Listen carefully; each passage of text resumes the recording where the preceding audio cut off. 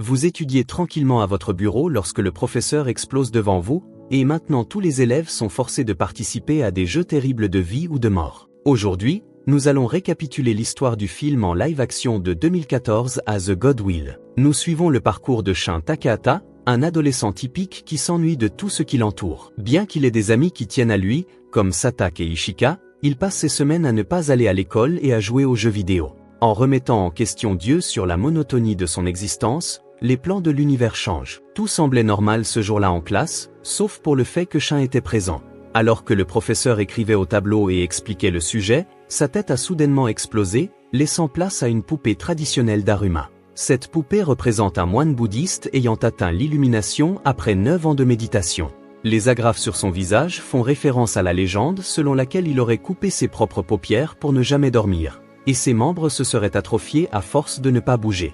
Avec une poupée d'Aruma, on peut généralement faire un vœu en peignant ses yeux. Mais contrairement à la légende, ce Daruma n'est pas un dieu bienveillant. Les élèves, effrayés, tentèrent de s'enfuir, mais ceux qui bougeaient sous le regard de la poupée avaient leur tête explosée. Le jeu avait commencé, le Daruma Sanga Koronda. Les élèves comprirent qu'ils devaient rester immobiles et ne bouger que lorsque la poupée leur tournait le dos en chantant la phrase Daruma Sanga Koronda. Terrifiés et ne comprenant pas l'objectif du jeu, plusieurs élèves moururent en bougeant ou en criant. À ce moment, Shun implora Dieu de lui rendre sa vie ennuyeuse. Pour compliquer les choses, chaque fois que Daruma tuait quelqu'un, il répandait des petites boules rouges, rendant le sol extrêmement glissant. Certains tentèrent de s'échapper, mais toutes les portes étaient verrouillées, et les fenêtres renforcées par une sorte d'armure invisible. Satake, plus calme, comprit que le but était d'appuyer sur un bouton situé à l'arrière de la poupée. Mais lorsqu'un élève tenta de courir vers le bouton, la poupée l'entendit, se retourna rapidement, et le tua. Daruma accélère son chant dès qu'il sent les élèves s'approcher. Un compte à rebours apparut alors au-dessus du bouton, indiquant qu'il ne restait qu'une minute pour terminer le défi, sous peine d'extermination collective. Satake proposa une stratégie risquée, il servirait de tremplin pour permettre à Shun de sauter au-dessus des corps et des boules pour atteindre le bouton. Shun hésita, mais les dernières secondes le forcèrent à agir. Il sauta avec l'aide de Satake et appuya sur le bouton, écrasant la poupée au passage. Daruma s'écria alors Game Over plusieurs fois. Satake félicita Shun, mais sa tête explosa. La poupée expliqua que seul celui qui appuie sur le bouton est déclaré vainqueur. Shun était le seul survivant. Daruma ajouta une dernière phrase énigmatique. Maintenant, tu es une souris, et le chat arrive. À ce moment, la porte s'ouvrit, révélant Ishika, qui avait survécu au jeu de sa classe. Shun et Ishika tentèrent d'appeler la police, mais leur téléphone n'avait pas de réseau. Ils descendirent les escaliers à la recherche d'une sortie, mais une armure invisible empêchait de briser les vitres. En explorant le gymnase, ils découvrirent d'autres élèves vêtus de costumes de souris, et au sol était écrit « Frappez la cloche du chat ». Un gigantesque mannequin surgit alors du sol. Cette statue traditionnelle, symbole de chance, devint ici un prédateur mortel. La tête du chat, montée sur un ressort, attrapa et dévora les élèves en costume de souris. Shun et Ishika remarquèrent un ballon en forme de cloche et comprirent qu'il fallait marquer un panier avec cette cloche pour gagner. Kikawa, un élève passionné de basketball, se porta volontaire. Mais le mannequin attrapa la cloche en plein vol, démontrant qu'il pouvait bloquer les tentatives. Kikawa fut violemment projeté contre un mur. Shun réalisa que le chat n'attaquait que les élèves en costume et leur cria de les retirer, ils avaient essayé de s'en sortir. Mais c'était comme se tirer une balle dans le pied, car Maneki se nourrissait à nouveau d'eux. Désormais, peu importait qu'ils aient des costumes de rat, la créature utilisait la pièce pour tuer ses victimes. Lorsqu'elle s'apprêtait à attraper Ishika, Shun apparut, déguisé en une souris délirante, criant à Maneki de le rattraper. Il esquiva plusieurs attaques du chat, criant à la foule de lancer la cloche pendant qu'il le distrayait. Soudain, quelque chose se produisit. Shun écoutait le chat murmurer une phrase, « Mon dos me démange ». Seul Shun entendait cela. L'explication était simple, les oreilles du costume permettaient de traduire les miaulements du chat. C'était un indice que seules les souris pouvaient comprendre. Sachant cela, Shun fit tourner le chat satanique et grimpa sur son dos, tenant une corde, se mettant à gratter frénétiquement. Maneki était ravi mais demandait encore plus. Une seule personne ne suffisait pas. Alors Ishika et les autres se joignirent à Shun pour l'aider dans sa mission, utilisant même des balais pour gratter le dos du chat sans relâche. Maneki s'endormit, c'était la bonne stratégie. Maintenant, tout ce qu'il fallait faire était de lancer la cloche autour du cou du chat. Cependant, cela déclencha une dispute entre eux, car ils pensaient que, comme pour le défi précédent, seule la personne qui lancerait la cloche gagnerait le jeu. Avec le bruit de leur querelle générale, le chat se réveilla et utilisa une nouvelle compétence pour trancher les étudiants avec ses griffes mortelles. Face à cette menace, Shin eut une autre idée. Il remarqua un ballon de basket coupé et une ampoule s'alluma dans sa tête. Il prit la cloche et le ballon déchiré, appela Ishika, et courut vers la salle d'équipement. Le chat confirma que la cloche avait été lancée en suivant ses yeux. Mais pour brouiller les pistes, Shin utilisa une feinte. L'un des objets avait la cloche, l'autre était un simple ballon. Shin et Ishika partirent dans des directions opposées. Le chat remarqua que Shin portait un ballon de basket et conclut que la cloche était avec Ishika. Quand elle tenta de lancer la cloche, le chat bloqua immédiatement et l'attaqua. Mais Shin n'était pas dupe, son ballon était en réalité le faux, contenant la cloche dissimulée. Maneki réagit trop tard et la cloche atteignit presque le panier, mais malheureusement, elle toucha le bord et tomba. C'est alors qu'Amaya surgit, suspendue à la tête du chat, et lança la cloche dans le panier, mettant fin au jeu avec style. Ce petit gars est un psychopathe à l'école, connu pour frapper et harceler divers étudiants. Tout le monde aurait été sauvé du jeu de Maneki Neko si Amaya n'avait pas tué les autres participants avec son épée, uniquement par pur plaisir. Le deuxième défi était terminé. Le chat géant commença à libérer un gaz soporifique de sa bouche, plongeant les étudiants restants dans un profond sommeil. On découvrit alors que les étudiants étaient enfermés dans des cubes géants flottant au-dessus de grandes villes dans le monde entier. Dans l'un des cubes, qui survolait Tokyo, Shin Takahata se réveilla, confus, et retrouva Tek, un ancien camarade d'école transféré quelques années plus tôt. Ils furent rejoints par Tira et Toka, d'autres étudiants ayant également survécu aux 2 premiers jeux dans leur lycée. En remarquant les noms de famille des présents, Shin réalisa qu'ils commençaient tous par la lettre T.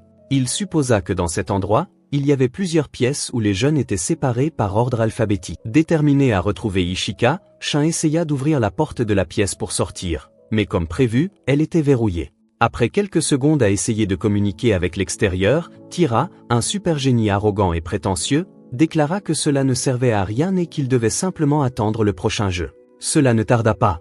Juste après que Tira eut fini de parler, quelqu'un frappa à la porte, qui s'ouvrit toute seule, laissant entrer 4 géantes kokeshi, des poupées traditionnelles japonaises en bois sans bras. En entrant, les totems invitèrent Tira à jouer. Débordant de confiance, le garçon accepta. Les poupées expliquèrent les règles du défi, appelé Kagom Kagom. Dans le folklore japonais, ce jeu fonctionne ainsi. Une personne est choisie comme Oni, s'assoit les yeux bandés, et les esprits forment un cercle autour d'elle en chantant une chanson. Lorsque la musique s'arrête, l'Oni a 10 secondes pour deviner qui se trouve derrière lui. S'il devine juste, l'esprit derrière lui devient l'Oni, mais s'il se trompe, il est brutalement décapité. Se croyant à la hauteur, Tira mit un bandeau et s'assit par terre, très enthousiaste. Mais dès que les kokeshi finirent la chanson, le garçon, auparavant extrêmement confiant, devint nerveux. À cause de cela, il se trompa en devinant qui se trouvait derrière lui. Il n'eut pas le temps de se plaindre. L'une des poupées ouvrit ses yeux et projeta un rayon de lumière sur son front, prenant le contrôle de son corps comme une marionnette et le forçant à frapper sa tête au sol jusqu'à écraser complètement son crâne. Après l'échec du garçon, les poupées décident que la prochaine à jouer est Toka, qui refuse d'abord de participer. Mais après avoir découvert que si elle ne participe pas, elle mourra quand même. La fille décide de tenter sa chance. Dès que les totems commencent à chanter, la fille est extrêmement nerveuse, à cause de sa peur de faire une erreur. Elle met trop de temps à répondre et est disqualifiée car le temps est écoulé. Effrayée à l'idée de mourir, Toka tente de fuir, mais elle est entourée par les kokeshi qui tirent un rayon de lumière sur son front. Cette fois, chaque totem tire le corps de la fille d'un côté, la démembrant. Après avoir éliminé une autre candidate, les poupées démentes invitent Toka à jouer, mais son ami désespéré, Shin, demande à y aller à sa place. Tandis que le garçon s'assied et met les bandeaux sur ses yeux, les totems commencent à chanter, lançant le défi. Là, Shin a une idée brillante. Réalisant que lors des 2 précédents tours, après les 10 secondes écoulées, c'était toujours le même kokeshi qui annonçait la fin du temps, le garçon mémorise les positions des poupées. Tout ce qu'il avait à faire était donc d'attendre que le totem annonce que le temps était écoulé, et il saurait où se trouvaient toutes les poupées. C'est exactement ce qu'il a fait. Lorsque les poupées ont fini de chanter, Shin fait semblant d'être désespéré. Et lorsque le kokeshi annonce que les 10 secondes sont passées, il se souvient de leur position et donne le nom du totem derrière lui, gagnant ainsi le jeu. Après avoir surmonté le défi, les poupées se transforment en poussière et à leur place apparaît une clé. Sans plus d'obstacles, Shin et Toka prennent l'objet et quittent la pièce. Mais en passant par la porte, ils rencontrent un autre kokeshi dans le couloir, poursuivant un étudiant qui possède également une clé. Ce totem est cependant plus facile à neutraliser. Avec cela, ils ont maintenant 2 clés. Tandis que les jeunes traversent les couloirs labyrinthiques, ils entendent un cri et commencent à courir dans sa direction pour essayer d'aider. En s'approchant, Shun réalise qu'il s'agit d'Ishika, poursuivi par le Kokesi insatiable. Il se précipite vers elle et lui attrape la main, la sauvant du totem endémique. Dans le couloir suivant, 2 autres étudiants trouvent une tête en bois géante qui sort du mur, avec un compte à rebours de 3 minutes sur son front et 7 serrures pour y insérer les clés. En entendant le bruit, le groupe se précipite et trouve le duo, qui possède également 2 clés, ce qui fait un total de 4 clés avec les leurs. Cela signifie qu'il reste 3 clés à trouver en un peu plus de 2 minutes. Le groupe désespère, croyant qu'ils ne pourront pas trouver les clés manquantes à temps. Mais à ce moment-là, Amaya arrive, lançant les 3 clés et amenant avec lui un autre étudiant qu'il tue dès qu'il atteint le groupe. Le psychopathe l'utilisait simplement comme bouclier pour ne pas être attrapé par le Kokesi. Ce type est un véritable monstre. Voyant qu'Amaya est un assassin, les autres étudiants refusent d'abord de s'associer à lui. Mais avec seulement quelques secondes restantes et aucune autre option, ils sont contraints d'accepter sa compagnie. Avec seulement 12 secondes restantes, les jeunes insèrent les 7 clés dans leurs emplacements respectifs et parviennent ainsi à passer l'étape. Les jeunes changent de vêtements et entrent dans le trou dans le mur laissé par la tête géante. En atteignant l'autre côté, les étudiants se retrouvent dans un endroit rempli de glace et de neige de tous côtés. Tandis qu'ils contemplent le paysage, un tremblement de terre se produit, faisant trembler le sol. Quelques secondes plus tard, un énorme ours polaire en bois arrive, réalisant un véritable spectacle avec ses manœuvres de snowboard. Il commence à expliquer les règles du jeu, qui consistent en une seule chose, ne pas mentir. L'ours blanc posera quelques questions. Pour survivre, tout ce qu'ils doivent faire, c'est répondre avec la vérité. Si l'un d'entre eux ment, le groupe doit désigner qui ils pensent être le menteur pour qu'il soit éliminé. Une fois toutes les questions posées, il passe à l'épreuve suivante. Avec toutes les règles expliquées, l'ours pose sa première question.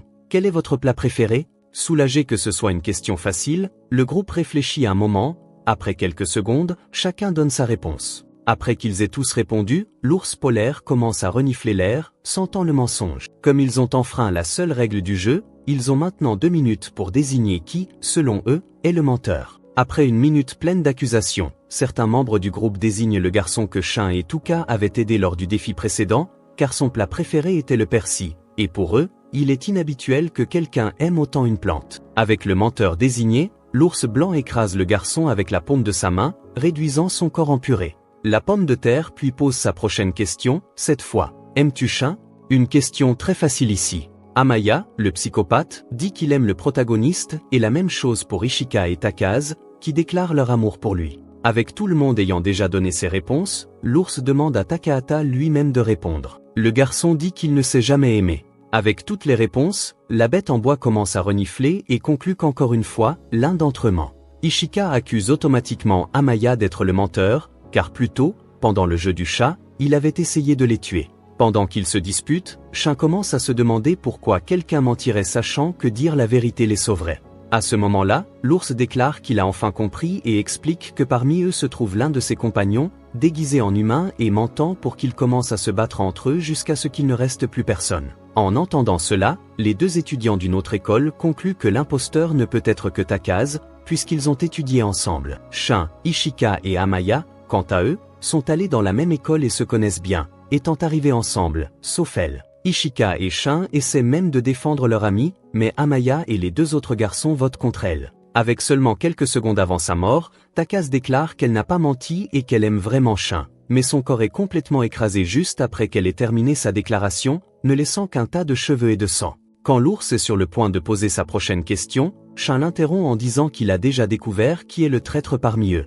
Il s'avère que le menteur, depuis le début, était en fait l'ours. Mais comment Shun l'a-t-il compris? Quand l'ours a tué Takase, le sang de la fille qui restait sur sa main a enlevé la peinture blanche de son poing, révélant que l'animal n'était pas un ours polaire mais un ours noir. Cela a rendu les choses évidentes, il avait menti sur son identité d'ours arctique, ce qui prouve qu'il est le menteur ayant fait croire qu'il y avait un traître parmi eux. Furieux que son secret ait été découvert, l'ours noir commence à les attaquer et révèle sa vraie forme. Mais pendant l'attaque, il brise la glace au sol et se retrouve piégé dans un geyser, où il est lentement brûlé par la vapeur brûlante. Ayant remporté un autre défi, les 5 étudiants restants se dirigent vers le lieu du prochain jeu, où ils sont accueillis par des poupées russes expliquant les règles du dernier défi, appelé Shooter la canette. Le nom est assez explicite, mais voici les règles. Dans ce jeu, il y a un Akuma, ce qui signifie démon. Il doit prendre une canette située dans un endroit difficile d'accès et la placer au centre d'un cercle au sol. Pendant ce temps, Les autres étudiants doivent trouver une cachette où ils doivent rester jusqu'au coucher du soleil ou jusqu'à ce qu'ils soient découverts par Akuma.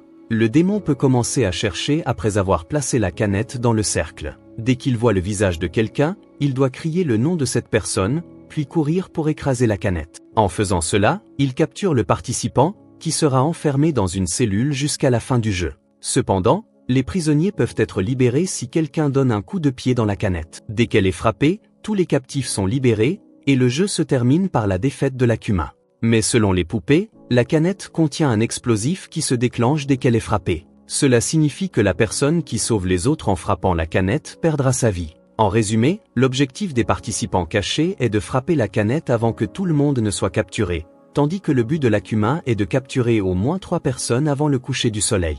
Avec toutes les règles expliquées, les poupées procèdent à un tirage au sort, et la personne choisie pour être Akuma est le psychopathe Amaya. Si ce n'est pas de la malchance, je ne sais pas ce que c'est. Dès que le jeu commence, les participants commencent à se cacher, croyant qu'Akuma prendra un certain temps pour atteindre la canette. Mais des poupées russes se moquent de l'objet avant de commencer la recherche. En très peu de temps, Amaya parvient à retrouver les 2 étudiants qui tentent de résister et de se battre, mais après avoir été battus, ils sont capturés et emmenés en cellule. Pendant qu'Amaya marche sur la scène, il aperçoit Ishika qui l'observe. Déterminé à capturer le couple, le jeune homme se précipite vers leur cachette, sachant qu'Akuma arrivera bientôt pour finir le jeu. Shin attache une corde à un objet lourd et commence à descendre tout en appelant Ishika. Mais au lieu de le suivre, la jeune fille décide de tenter de bloquer la porte pour empêcher Amaya d'entrer. Elle n'a pas le temps d'agir et est rapidement retrouvée. Après avoir échappé à Amaya, Shin trouve une nouvelle cachette où il découvre une armure médiévale. Il décide de l'utiliser à son avantage. Alors que le soleil est sur le point de se coucher, le jeune homme sort de sa cachette, vêtu de l'armure pour protéger son corps. Cependant, l'équipement est extrêmement lourd et limite ses mouvements. Néanmoins, Shin se présente devant Amaya. Après avoir laissé tomber son épée, il tente de s'enfuir mais se retrouve acculé près du bord. Amaya, qui ne peut arrêter quelqu'un qu'après avoir vu son visage, s'approche de Shin avec confiance et retire son casque tout en se moquant de son plan.